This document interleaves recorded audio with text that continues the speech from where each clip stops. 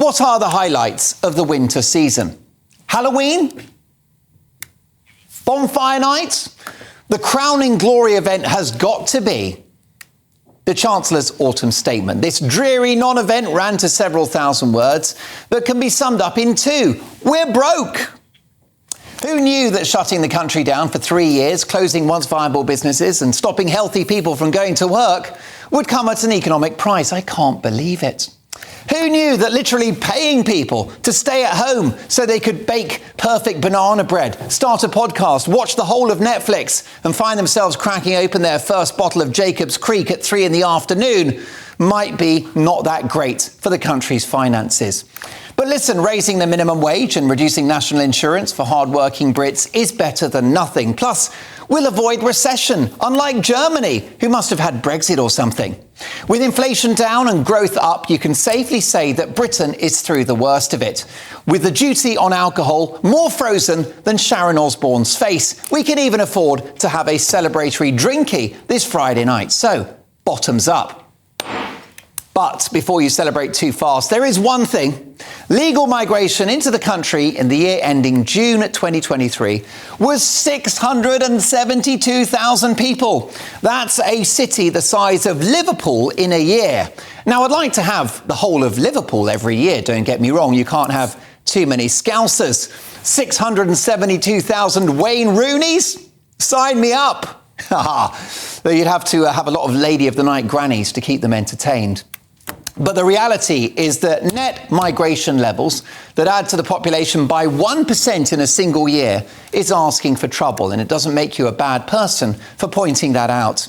Britain is a global beacon of diversity and integration, but all of that is at risk alongside our national identity when vast numbers of people arrive on an annual basis, which is why I think we should employ a vast army of bouncers and turn Britain into the world's biggest nightclub with a strict one-in, one-out policy. And while they're at it, no trainers.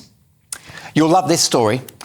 BBC News on Twitter has become the nation's favourite parody account as they tweet new historic research which says that black women were the most likely to be impacted by the bubonic plague.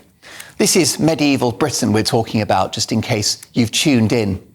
The alleged numbers are tiny, the scientific evidence is debatable, and the disease wiped out half of Europe. But why let the facts get in the way of the cult of victimhood? The best thing about this crazy story is that we can now add the plague to the growing list of things which we're told are racist. That list now includes mathematics, you heard me right, the countryside, and wait for it, I kid you not, air conditioning. Who knew? Even the name Black Death is racist. It's time to cancel all of those people from 800 years ago, and that'll show them. Last but not least, a lot of pearl clutching in the media this week about the rise of right-wing politicians. Gosh, it's almost like mainstream politicians aren't listening to ordinary people. Perish the thought. They may not be my cup of tea, but the hard right are proving increasingly popular in Sweden, Germany, Italy, France, and beyond.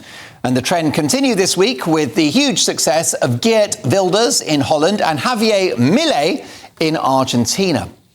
But being on the right doesn't seem to be the only thing these politicians have in common. They've got very unusual hair too. So let's take a look at the victorious Dutchman Wilders, rocking a very impressive mane. There you go. Donald Trump, eat your heart out. And how about the populist leader Javier Milei, who needs an appointment with Nicky Clark, like, urgently? If this trend of men with strange hair being swept to power continues, anything could happen. Please, God, no.